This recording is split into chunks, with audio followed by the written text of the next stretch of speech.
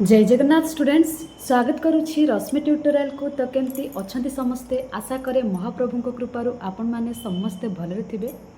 तो आपण मानकर सिटी एंट्रेंस पई एबे फॉर्म आवेदन होउछि। बहुत सारा पिला प्रिपेयर होचंदी मध्ये सिटी एंट्रेंस पई। तो आम चैनल ले आपण मानकर प्रति वर्ष सिटी एंट्रेंस पई क्लास हुए आपण माने जानि थिबे। ए वर्ष मैथ रो गोटे क्लास हेछि एचसीएफ एंड एलसीएम ता सहित अलगा किसी प्रीवियस क्वेश्चन मध्ये डिस्कशन हेछि। तो आज ठारू आमे क्लास स्टार्ट करिबा। प्रत्येक दिन क्लास करिबा। आजिरो क्लास रे आमे हिस्ट्री ही पढ़िबा जोटा कि आपण मानकर रहिछि स्टोन एज आउ वैदिक एज। आ भितरु किछिटा इंपोर्टेंट क्वेश्चन आमे डिस्कशन करिबा। ता सहित प्रीवियस ईयर क्वेश्चन आउ क्वेश्चन पाखक जीवा पूर्व आमे थ्योरी डिस्कशन करिबा। काहेकि ना थ्योरी आपण माने जानिले हैला जिनसटा कौन बुझिले मतलब स्टोन एज कौन वैदिक एज कौन बा ओडिया रे जदि कहबा प्रस्तर युग वैदिक युग कौन जानिले आपण माने आंसर दे पारिबे। ठीक अछि ना। जदि कहबी आपण मानकू सिटी एंट्रेंस आपण माने क्लियर करिया पई चाहुचंती बा क्रैक करिया पई चाहुचंती ताहले आपण मानकू 6 क्लास रु आम ओडिया मीडियम रो 6 क्लास रु 10th क्लास पर्यंत बही सब पढ़िया को पड़िबो। जदि आपण माने पढ़ी देबे ताहले जानि रखंतु आपण माने सिटी एंट्रेंस क्रैक करदेवे। ठीक अच्छे ना। हिस्ट्री है जियोग्राफी है मैथ है ता सहित आपण मानकर साइंस है ये सब बही माने षष्ठ श्रेणी रु 10वीं श्रेणी पर्यंत जदि आपण माने कंप्लीट कर दउछंती ताहले आपण माने सिटी एंट्रेंस आराम से क्रैक करदेवे। ठीक अच्छे ना। तो आज क्लास रे आमे स्टोन एज वैदिक एज पढ़िबा। फास्ट मु आपण मानकू टिके टिके कहिदेबी बेसी भी टाइम नेबिनी। देन आमे क्वेश्चन आड़ को जिबा। फास्ट आपण मानकर स्टोन एज बा प्रस्तर युग आ भर क्वेश्चन आपण मानकर 2 मार्क निहाती तो एंट्रेंस आसूची। तो जदि क्लास 2 को करदेवे आपण मानकर 2 मार्क निहाती थुआ। आउ क्लास करबा पूर्व समस्ते पेन आउ कॉपी धरिकी बस जाइथिबे। फास्ट होची प्रस्तर युग बा स्टोन एज। मनुष्य सभ्यतार प्रारंभिक युग को हैला स्टार्टिंग रे प्रस्तर युग कहा जाए। मनुष्य सभ्यतार जोटा स्टार्टिंग थिला से युगटा को आमे स्टोन एज बा प्रस्तर युग कहबा। एही समय मनुष्य कौन करुथुला लुहा तंभा किंबा अन्य धातु व्यवहार करबा जानी नथिला। ठीक अछि ना। लुहा तंभा धातु जहाँ सब रही एगुड़ाक से व्यवहार कर जाना से माने केवल पत्थर द्वारा अस्त्र उपकरण तैयारी करथिले। आपण माने जानिथिबे स्टार्टिंग रे मनुष्य कौन पत्थर द्वारा ही सब किछि करुथुला। एटा मन रखिथिबे प्रस्तर युग रे मनुष्य कौन व्यवहार करुथुला पत्थर द्वारा हैला अस्त्र आउ उपकरण जहाँ तैयारी करुथुला पत्थर द्वारा करुथुला। लुहा तंभा अन्य धातु किसी व्यवहार करनथिला। एथिरे सब क्वेश्चन आपण मानकर आसीबो। ठीक अछि ना। जदि आमे प्रस्तर युग को भाग करिबा ताहले सेटा हला 3 भाग। फर्स्ट होची आपण मानकर पुरातन प्रस्तर युग बा पैलियोलिथिक एज हैला जानिबा दरकार। पैलियोलिथिक एज कथा जदि कहबा ए टाइम रे मनुष्य जंगल और गुंफा रे वास करुथुला। आपण मानकर क्वेश्चन आसी जिवो क्यों एज रे प्रस्तर युग तो क्यों एज रे माने पुरातन प्रस्तर युग ना मध्य प्रस्तर युग कोथिरे मनुष्य गुंफारे वास करुथुला। बस आपण मानकू मन रखिबार अछि पैलियोलिथिक एज रे पुरातन प्रस्तर युग रे मनुष्य जंगल और गुंफारे वास करुथुला। शिकार एवं फलमूल संग्रह करी जीवन निर्वाह करुथुला। सब शिकार करुथुला पशु मानकर एवं गछरे जो कंचा फलमूल थिला ताकू खाइकी मनुष्य बंचुथिला। आउ मसृण नुहे अमसृण पत्थरर उपकरण व्यवहार करुथुला। सेई टाइम रे नियार व्यवहार मध्य करिथिला। भेरी भेरी इंपोर्टेंट एगुड़ाक सब आपण माने नोट करिनेबे ताकि आपण मानकू बुझा पड़िबो आउ आपण मानकर एमसीक्यू भूल हबो नाही। जदि सेकेंड पार्ट कथा कहबा मध्य प्रस्तर युग बा मेसोलिथिक एज छोट और सूक्ष्म पत्थर अस्त्र व्यवहार आरंभ हैला केबे मध्य प्रस्तर युग रे बा मेसोलिथिक एज रे। आउ पशुपालन आरंभ मध्य एठी हैला। पशुपालन कला मनुष्य एठी मन रखिथिबे को एज रे कौन कौन व्यवहार मनुष्य शिखिला। मनुष्य स्थायी बसति स्थापन करने को लगिला। गोटे जगार पर्टिकुलर घर बन कि मनुष्य ए टाइम रे रहिला ए युग रे। ठीक अछि ना। ए टाइम रे मनुष्य घर बन कि रहिला मध्य प्रस्तर युग रे। देन जदि कहबा आ गोटे हैला नूतन प्रस्तर युग बा नियोलिथिक एज। नियोलिथिक एज कथा कहबा जदि कृषि कार्यर आरंभ एतिका बेले हैला। मसृण पत्थर उपकरण एठी व्यवहार हैला। चक्कर आविष्कार एठी हैला व्हील जोटो आमे कहउचंती। देन घर निर्माण कला एवं बुणा काम मध्य आरंभ होला हैला। एतिक होची आपण मानकर नूतन प्रस्तर युग बा नियोलिथिक एज। क्यों पॉइंट सब मन रखुथिबे କେଉଁଥିରେ କ'ଣ ହେଇଛି ତାକି ଆପଣମାନଙ୍କୁ ଜଣାପଡ଼ିଯିବ। ଆଉ ଏଇଟା ମୁଁ ଟିକେ ଅଣ୍ଡରଲାଇନ୍ କରିବାକୁ ଭୁଲି ଯାଇଛି ଟାଇପ୍ କଲାବେଳେ। ପ୍ରସ୍ତର ଯୁଗର ଗୁରୁତ୍ୱ ବା ଇମ୍ପୋର୍ଟାଣ୍ଟ ମନେ ରଖିଥିବେ। କୃଷି ଓ ପଶୁପାଳନ ଏଇ ପ୍ରସ୍ତର ଯୁଗରେ ଆରମ୍ଭ ହୋଇଥିଲା। ଆଉ ମଣିଷ ସ୍ଥାୟୀ ବସତି ଗଠନ କଲା ଏଇ ପ୍ରସ୍ତର ଯୁଗରେ। ଆଉ ମାନବ ସଭ୍ୟତାର ଭିତ୍ତି ସ୍ଥାପିତ ହୋଇଥିଲା। ଏଇ 3ଟା point very very important, star mark ଦେଇକି ରଖିଥିବେ, ଏକ୍ଜାମ୍ରେ ଆସିବ। ହେଲା ନା? ତାପରେ ଆମେ ଯିବା ବେଦିକ ଏଜ୍ ବା ବୈଦିକ ଯୁଗ ଯଦି ଆମେ ଓଡ଼ିଆରେ କହିବା। ଆର୍ଯ୍ୟମାନଙ୍କ ଭାରତ ଆଗମନ ପରେ, ଏଇଟା ତ ଜାଣିଥିବେ ଆପଣମାନେ, ଆର୍ଯ୍ୟମାନେ ଯେବେ ଭାରତକୁ ଆସିଲେ ଯେଉଁ ଯୁଗର ବେଦ ରଚନା ହୋଇଥିଲା ତାହାକୁ ବୈଦିକ ଯୁଗ କୁହାଯାଏ। ଠିକ୍ ଅଛି ନା? ଏହି ଯୁଗର ଇତିହାସର ମୁଖ୍ୟ ସ୍ରୋତ ହେଉଛି 4 ବେଦ। ଆମର ତ 4ଟା ବେଦ ଆପଣମାନେ ଜାଣିଥିବେ, ତାକୁ କହିବାକୁ ଆଉ ପଡ଼ିବନି। ଠିକ୍ ଅଛି ନା? କହିଦେବି 4ଟା ବେଦ କ'ଣ। ତ ବୈଦିକ ଯୁଗ କଥା ଯଦି ଆମେ କହିବା, ଏଇଟାକୁ 2ଟା ପାର୍ଟରେ ଡିଭାଇଡ଼ କରାଯାଇଛି। ଗୋଟେ ହେଲା ପ୍ରାରମ୍ଭିକ ବୈଦିକ ଯୁଗ ହେଲା ବା ବେଦିକ ଏଜ୍, ଆଉ ଗୋଟେ ହେଉଛି ଉତ୍ତର ବୈଦିକ ଯୁଗ। ଯଦି କହିବା ପ୍ରାରମ୍ଭିକ ବୈଦିକ ଯୁଗ, ଏଥିରେ ଋଗ୍ବେଦ ରଚନା କରାଯାଇଥିଲା। ଆର୍ଯ୍ୟମାନେ ସପ୍ତ ସିନ୍ଧୁ ଅଞ୍ଚଳରେ ଏଠି ବସବାସ କରୁଥିଲେ। ଭେରି ଭେରି ଇମ୍ପୋର୍ଟାଣ୍ଟ ଏଇଟା। ଆଉ ପଶୁପାଳନ ପ୍ରଧାନ ଏଇଠି ଥିଲା, ମାନେ ପଶୁକୁ ବେଶୀ ପ୍ରାଧାନ୍ୟ ଦିଆଯାଉଥିଲା। ନିଜେ ନିଜେ ସବୁ ଘରମାନଙ୍କରେ ପାଳୁଥିଲେ। ସମାଜ ସରଳ ଓ ସମାନତାମୂଳକ ଥିଲା, ମାନେ ଇକ୍ୱାଲିଟି ସମସ୍ତଙ୍କ ମଧ୍ୟରେ ଥିଲା, ଭେଦଭାବ ଏତେ ନଥିଲା। ସରଳ ଲୋକ ସେ ଟାଇମ୍ରେ ଥିଲେ। ଠିକ୍ ଅଛି ନା? ବେଶୀ କିଛି ମୁଁ କହୁନାହିଁ, ଅଳ୍ପ ଅଳ୍ପ ବାସ୍ ଖାଲି ଆପଣମାନଙ୍କ ସହିତ ଡିସ୍କସନ୍ କରିଦେଉଛି ଯେଉଁଗୁଡ଼ାକ ଇମ୍ପୋର୍ଟାଣ୍ଟ ରହିବ ଏକ୍ଜାମ୍ ପାଇଁ। ହେଲା ନା? ତାପରେ ଲାଟର ବେଦିକ ଏଜ୍, କୃଷିର ବିକାଶ ଏଇଠି ହେଲା, ରାଜ୍ୟ ଓ ରାଜତନ୍ତ୍ର ଶକ୍ତିଶାଳୀ ହେଲା, ବର୍ଣ୍ଣ ବ୍ୟବସ୍ଥା କଠୋର ହେଲା, ଧାର୍ମିକ ଯଜ୍ଞ ଓ କର୍ମକାଣ୍ଡ ସବୁ ବଢ଼ିଲା, ଜାଗା ବାଇ ଜାଗା ଯଜ୍ଞ ହେଲା ଏଠି।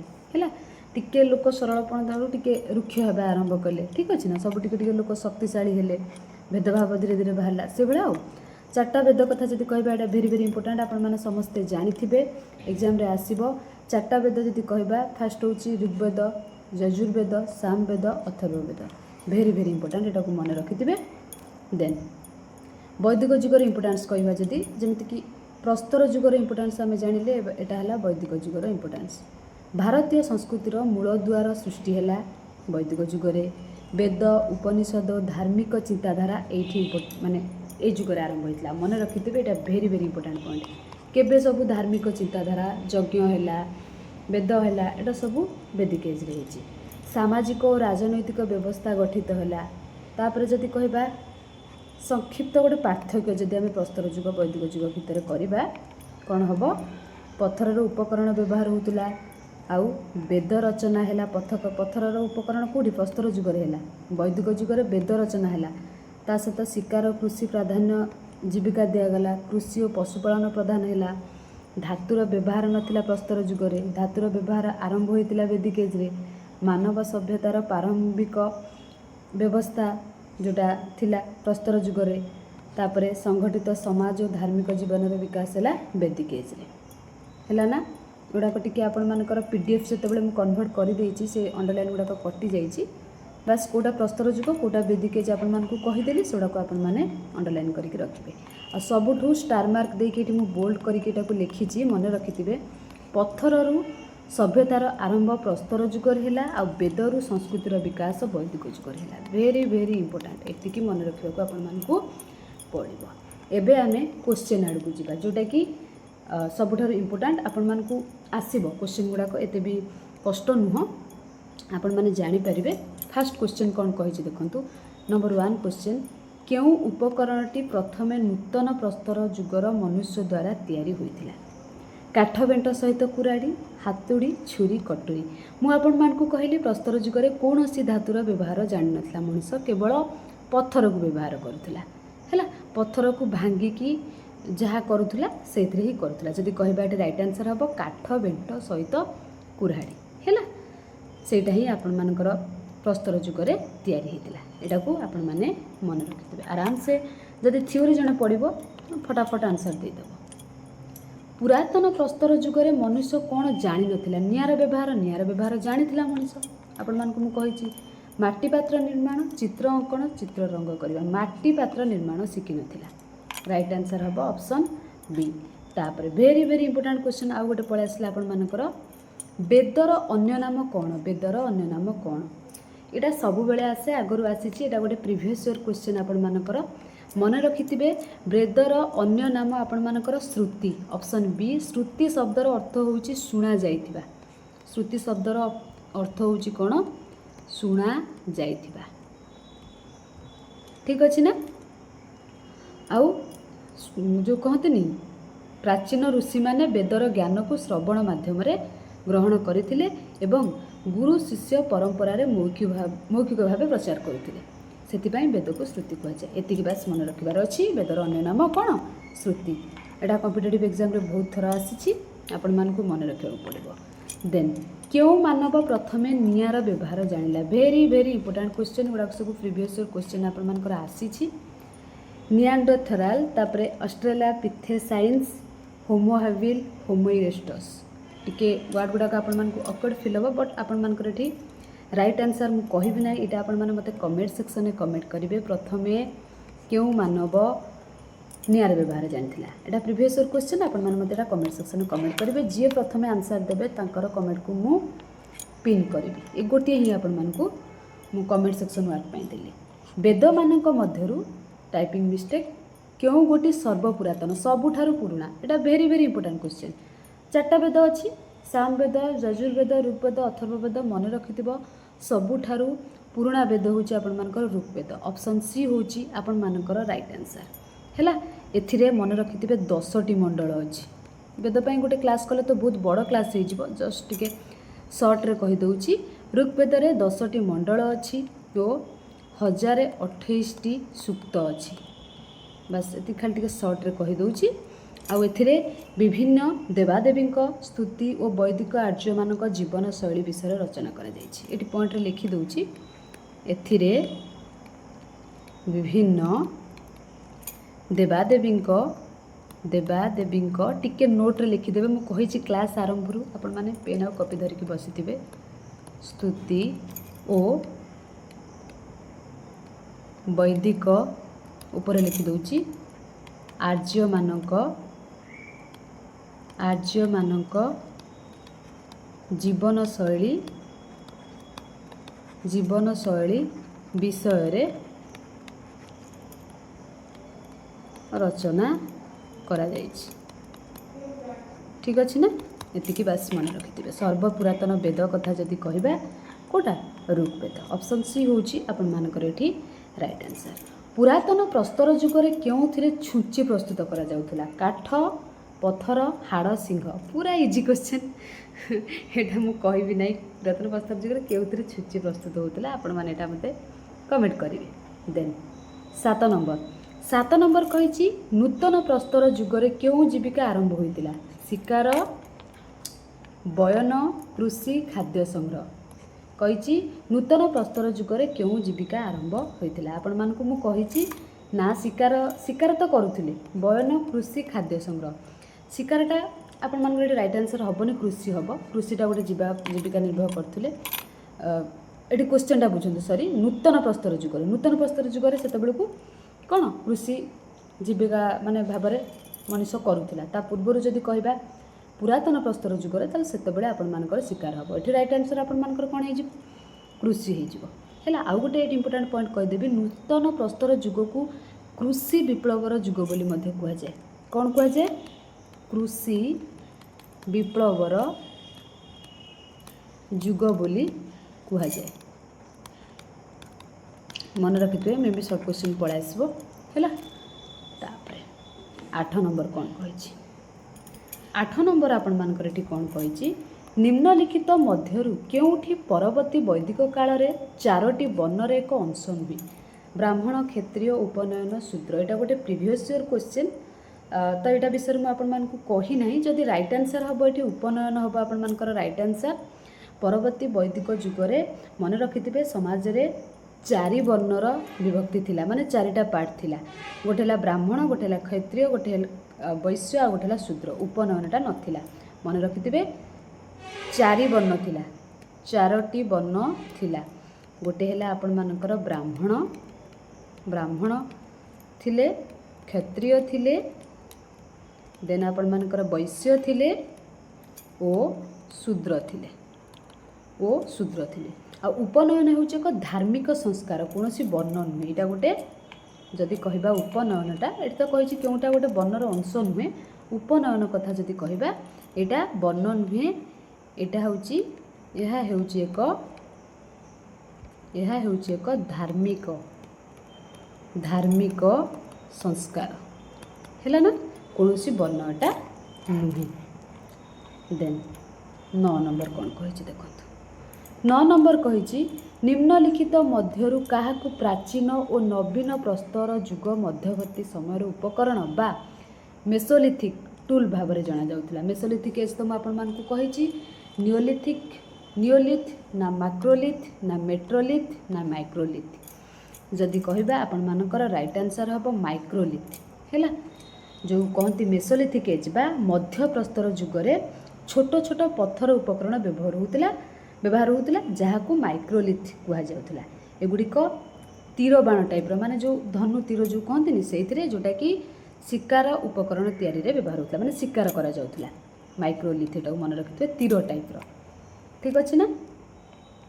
तापरे 10 नंबर कौन कही देखो 10 नंबर कथा जदि कहबा क्यों वेद जादू विद्या मोहिनी विद्या आदि विषय वर्णना करथिला। एटा गोटे प्रीवियस ईयर क्वेश्चन आपण मानकर 9 नंबरटा 10 नंबरटा मध्य प्रीवियस ईयर क्वेश्चन आपण माने जदि प्रीवियस ईयर क्वेश्चन पार्ट को जिबे देखिबे जदि ए सब क्वेश्चन पाइबे डिस्क्रिप्शन बॉक्स रे टेलीग्राम चैनल लिंक दे देबी सेठी आपण माने जॉइन हे गले सब प्रीवियस ईयर क्वेश्चन पाई परिबे को दिन कोन केबे पढिथिला हैला ना एटा सब प्रीवियस ईयर क्वेश्चन। तो 10 नंबर कहिछि क्यों वेद जादू विद्या मोहिनी विद्या आदि विषय वर्णना करथिले जमती कि आपणकर 4 वेद ऋग्वेद यजुर्वेद अथर्ववेद सामवेद मन रखिथिबे आपण माने अथर्व वेद रे जादू विद्या मोहिनी विद्या आदि वर्णना करा जायतिला। वेरी वेरी इंपोर्टेंट हैला ना। बस ये सर्टकट रे मु वेद 4टांक वेद विषय कही दूची आपण लिखि रखंतु जो वेद पढ़िबा आपण माने करिदेबे। जदि ऋग्वेद कथा कहबा एथिरे क्वेश्चन आसीबो मन रखिथिबे सर्वपुरातन वेद। देन जदि अथर्व वेद कथा कहबा मन रखिथिबे जादू और तंत्र मंत्र बा मोहिनी विद्या एथिरे जादू और तंत्र मंत्र मोहिनी विद्या यही सब जुगरे है ना। देन जदि आम कहबा आउ गोटे जदि इंपोर्टेंट कथा मन रखा मुझे कहबी ये दुटा बेसी आसब सामवेद आउ यजुर्वेद एत आसबनी है ना। ता सहित आपण मानकु जदि कहबी नूतन प्रस्तर जुग कथा जदि कहबी एथिरे मन रखिथिबे कृषि जोड़ाक आसबे एग्जाम रे कृषि पशुपालन ता सहित माटी पात्र ना कृषि आ पशुपालन एतिक मन रखिथिबे ता सहित 4 वर्ण तो मुझे कही देइथिली ठीक अच्छे ना।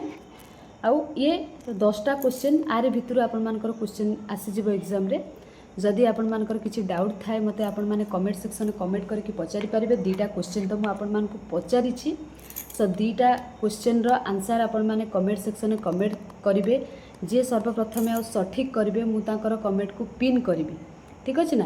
कमेंट को पिन करी नेक्स्ट क्यों सब्जेक्ट आनी आपण मान अपेक्षा रही आज क्लास को आम ये रखा आउ जो मैंने ये पीडीएफटा पाइबापी चाहते डिस्क्रिप्शन बॉक्स रे टेलीग्राम चैनल लिंक दे देइछि जल्दी जल्दी से जॉइन हो जातु आपण मैंने से आपण मानकर पीडीएफटा को पाई परिबे ठीक अच्छे ना।